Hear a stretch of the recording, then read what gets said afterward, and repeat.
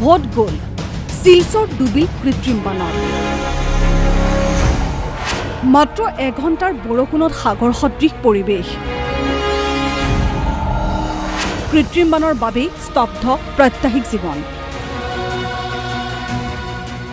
চৌপাশে পানী আৰু পানী কি পথ কি ঘৰ কি চোতাল কি কাৰ্যালয় কি বিদ্যালয় সকলো পানীৰ তলত প্রত্যেকটি জায়গার মানুষের ঘর বাড়ি রাস্তাঘাট সব একদম বিচ্ছিন্ন হয়ে গেছে দৈনন্দিন জীবন বিচ্ছিন্ন হয়ে পড়ছে মানুষ মৃত্যুর পথে পতিত হচ্ছে তাদের দিকে কোনো খেয়াল নেই শিলচৰ পৌৰসভাৰ সময়ত নলা নৰ্দমা পৰিষ্কাৰ নকৰাৰ পৰিণতি এয়া কোনো ধৰনেৰ খনন নেই কোনো ধৰনেৰ কোনো পৰিকল্পনা নেই যাৰ দৰুন আজকে শিলচৰে মানুষ ভুগছে মাত্ৰ এঘণ্টাৰ বৰষুণত পানীৰ তলত চহৰখনৰ এটাৰ পিছত আনটো অঞ্চল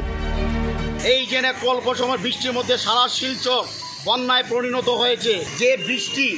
অল্প বৃষ্টির মধ্যে আজকে Sonai road Hailakandi road Premtala church road link road Bilpar প্রত্যেকটি জায়গার মানুষের ঘর বাড়ি রাস্তাঘাট সব একদম বিচ্ছিন্ন হয়ে গেছে কাৰ বুলত জমৰ যাতনা ভুগিছে শিলচৰবাসীয়ে ক্ষোভ সাংসদ বিধায়কৰ ওপৰত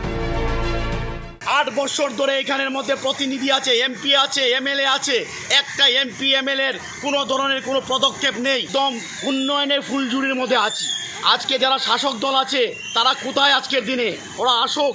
আজকে ওরা আসে প্রত্যেকটা জায়গা থেকে তারা বলুক যে আজকে এই জিনিসটা কেন হচ্ছে বহু অঞ্চলৰে শিলচৰবাসীও ভোট বৰ্জন কৰিলে এনে দশা নহলহেঁতেন বুলি একাংশৰ অনুভৱ আমরা যদি একটুকু প্রতিবাদ তুলে করতে পারতাম আমরা যদি আজকে যে কিছুদিন আগে দেখতে পেরেছি যে এই হাইলাকান্দি রোডে একটা গল্লি তারা বুট বয়কট করেছে সেই সব করতে পারতাম হয়তো কিছু জাগরণ হতো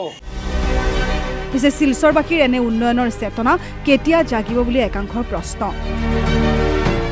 আগামী দিনও শিলচর সেইভাবেই চলবে যতদিন পর্যন্ত আমাদের চেতনা হবে না যতদিন পর্যন্ত আমাদের ভিতর আমাদের এই উন্নয়নের কি হচ্ছে এটা যদি আমরা দেখতে না পারছি আমাদের ভিতরে চেতনা না আসলে কোনোদিন হবে না আমরা এইভাবেই চলবো